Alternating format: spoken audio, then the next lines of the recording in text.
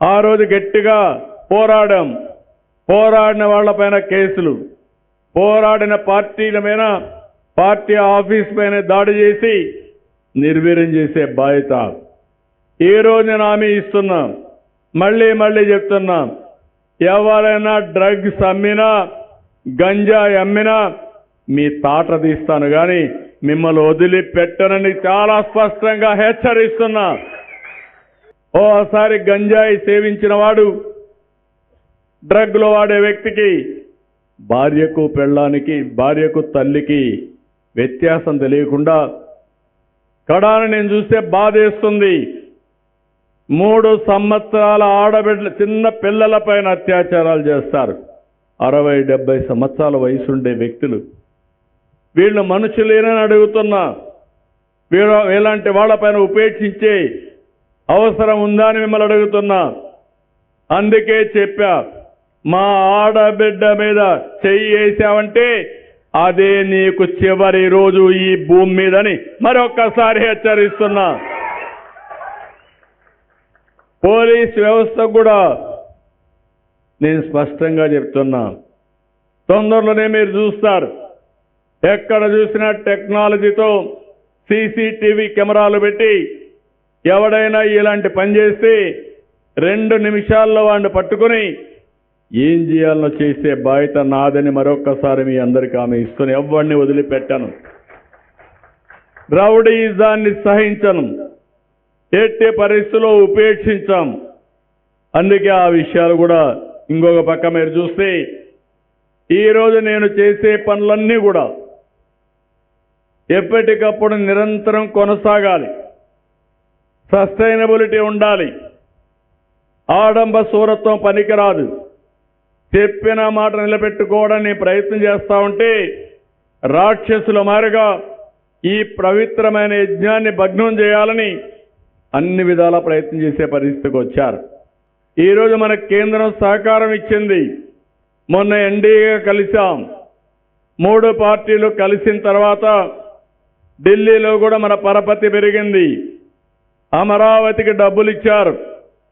పోలవరాన్ని పూర్తి చేయడానికి 12,500 కోట్ల రూపాయలు ఇచ్చారు. రైల్వే జోన్ కూడా శాంక్షన్ చేశారు. విశాఖపట్నం స్టీల్ ప్లాంట్ ప్రైవేట్ అయిపోతా ఉంటే 11,400 కోట్ల రూపాయలు ఇచ్చి దాన్ని మళ్లీ రివైవల్ కోసం ముందుకు పోయే పరిస్థితికి వచ్చారు. అటు కేంద్ర సహకారం తీసుకున్నాం, ఇటు మన అభివృద్ధి కార్యక్రమాలతో ముందుకు పోతున్నాం. ఈరోజు యువత ఉంది, మీకు ఉద్యోగాలు కల్పిస్తానని మాట ఇచ్చాను.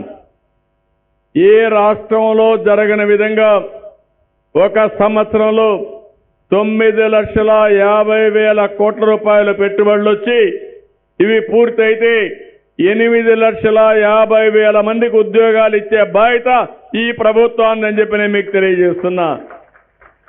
ఇదే కాదు, ఈరోజు మీరు చూస్తే ఇప్పటికే 5 లక్షల కోట్ల రూపాయలు పనులు ప్రారంభమైనాయి. 4,50,000 మందికి ఉద్యోగాలు వస్తాయి. 10 సంవత్సరాల్లో ఎంత పెట్టుబడులు వచ్చాయో 1 సంవత్సరంలో అంతకంటే ఎక్కువ పెట్టుబడులు తీసుకొచ్చి ఉపాధి కల్పిస్తున్నాం. యువతకు ఏ హామీ అయితే ఇచ్చానో దాన్ని నిలబెట్టుకుంటాను. మొదటి సంతకం చేశాను. మెగా డిఎస్సి 16,500 మందికి ఉద్యోగాలు. ఎన్ని అడ్డంకులు సృష్టించాలో అన్ని సృష్టించారు. దాన్ని జరగనీయకుండా చేయడానికి సుప్రీంకోర్టుకు వెళ్లారు ఈ దుర్మార్గులు. అయినా అప్రమత్తంగా ఉన్నాం. ఇంటర్వ్యూస్ జరుగుతాయి. 1 నెల లోపల వాళ్ళకు ఉద్యోగాలు ఇచ్చే బాధ్యత ఈ ప్రభుత్వాన్ని చెప్పి కూడా నేను మీకు తెలియజేస్తున్నా. ఇంకొక మాట కూడా చెప్పాను, ఏదైతే నిరుద్యోగులు ఉన్నారో అలాంటి వరకు ఉద్యోగాలు వచ్చే వరకు నిరుద్యోగ భృతి ఇచ్చి తల్లిదండ్రుల పైన ఆధారపడకుండా కుటుంబ పెద్దగా మీకు అండగా ఉంటానని ఆ రోజు చెప్పాం. దాన్ని కూడా శ్రీకారం చుడతామని మీ అందరికీ హామీ ఇస్తున్నా. నేను ఏ మాట చెప్పినా ఆ మాట పైన సీరియస్గా తీసుకుని ఆ ప్రయత్నంతోనే ముందుకు పోతున్నాం. ఇంకో పక్క నేను ఒకటి ఆలోచించాను, 2029కి పేదరికం లేని సమాజం, ప్రతి ఒక్క కుటుంబానికి కూడా సంక్షేమ కార్యక్రమాలు ఇవ్వడమే కాదు, 10 రూపాయలు సంపాదించుకునే మార్గం కూడా చూపించాలని, ఏ విధంగా చేయాలని ఆలోచిస్తున్నాను. దీనికోసం కొత్త విధానం P4 అనే ఒక కార్యక్రమానికి శ్రీకారం చుట్టాను. ప్రభుత్వం కొంతవరకు సహాయం చేస్తాం, కేంద్ర ప్రభుత్వం సంక్షేమ కార్యక్రమాలు ఇస్తారు. వాళ్ళకు కూడా చిన్న చిన్న ఆస్తులు కానీ చిన్న చిన్న వ్యాపారాలు కానీ ఏదో చిన్న ఆధారం ఉంటే అవి కూడా పరిగణలోకి తీసుకొని వాళ్ళ ఆదాయాన్ని పెంచడానికి, ఈరోజు ఉదాహరణకు మీరు ఆలోచించండి, మేము కూడా చిన్నగానే పుట్టాం, మీ మారిగానే మామూలు కుటుంబంలో పుట్టాం. నేనే కాదు, ఎక్కుండే రామానాయుడు కానీ, దుర్గేశం గారు కానీ, వెంకటేశ్వరరావు కానీ అందరం, మాకు దేవుని కృప వల్ల మేమందరం కూడా అంచెలంచెలుగా పెరిగాం. ఈరోజు నరేంద్ర మోడీ గారు మామూలు కుటుంబమే, మనమందరం ఆరాధించే ఎన్టీ రామారావు గారు ఒక మామూలు కుటుంబమే, ఒక పవన్ కళ్యాణ్ గారు ఒక మామూలు కుటుంబమే, కడాన ఎవరైతే అంబేద్కర్ గారు ఆయన కూడా ఒక మామూలు కుటుంబంలో పుట్టాడు. ఆయన జీవితాన్ని మీరు చూస్తే ఆ రోజుల్లో బరోడా రాజు ఆయన చదువుకోవడానికి ముంబైలో 10 రూపాయలు ఇచ్చాడు నెలకు ఆ రోజుల్లో. అదే సమయంలో లండన్కి పోవాలంటే నెలకు $12 ఇచ్చాడు. ఆ సహాయంతో బాగా చదువుకొని మేధావిగా తయారై దేశానికి రాజ్యాంగం రాశాడు. ఇది ఇప్పటికే కాదు, చరిత్రలో చిరస్థాయిగా ప్రతి ఒక్కరి గుండెల్లో మిగిలిపోతుందని చెప్పి కూడా నేను మీకు తెలియజేస్తున్నా. అందుకే నేను చెప్పింది, అందరం సమాజం వల్లనే పైకొచ్చాం. పైకొచ్చిన 10% మార్గదర్శకులుగా ఉండాలి. ఎవరైతే కిందన ఆదాయం లేని కుటుంబాలు బంగారు కుటుంబాలుగా ఉండాలి.